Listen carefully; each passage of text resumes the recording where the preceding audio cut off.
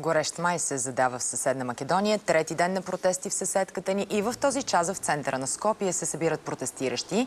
Сред тях е Владимир Лазаревик. Той е председател на новото сдружение "Има бъдеще", бил и заместник-министър в правителството на Никола Груевски 2006-2008 година. Включваме го на живо от Скопие в BTV новините. Добър вечер! Добър вечер, добър вечер. Това може да очакваме. Каква е ситуацията при вас? Събират ли се вече протестиращи?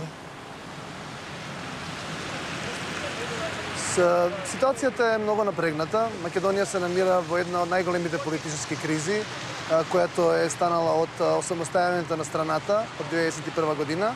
И ние очакваме всеки ден протестите да се навеличават и броят на хората да се увеличава като натиск срещу управляването на Никола Груевски.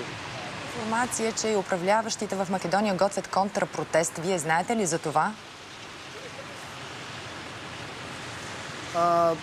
Да, говори се. Има много спекулации, които говорят дека това е възможен вариант, който винаги се случва в изминалите няколко години.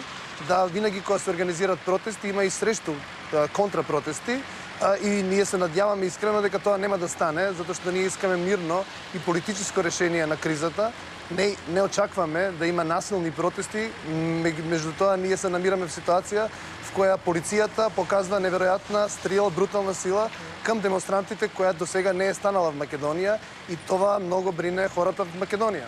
А очаквате ли оставки във властта? Сега за сега ние можем да видим дека властта е политически аутизъм. Они се комплетно и цяло не реагират на каквото се случва в страната и на някой начин имат подход, който едноставно е като да не са в Македония.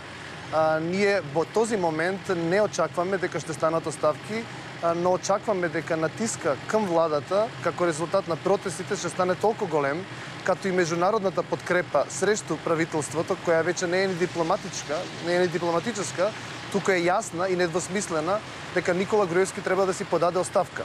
И това очакваме, но това няма да стане през нощ.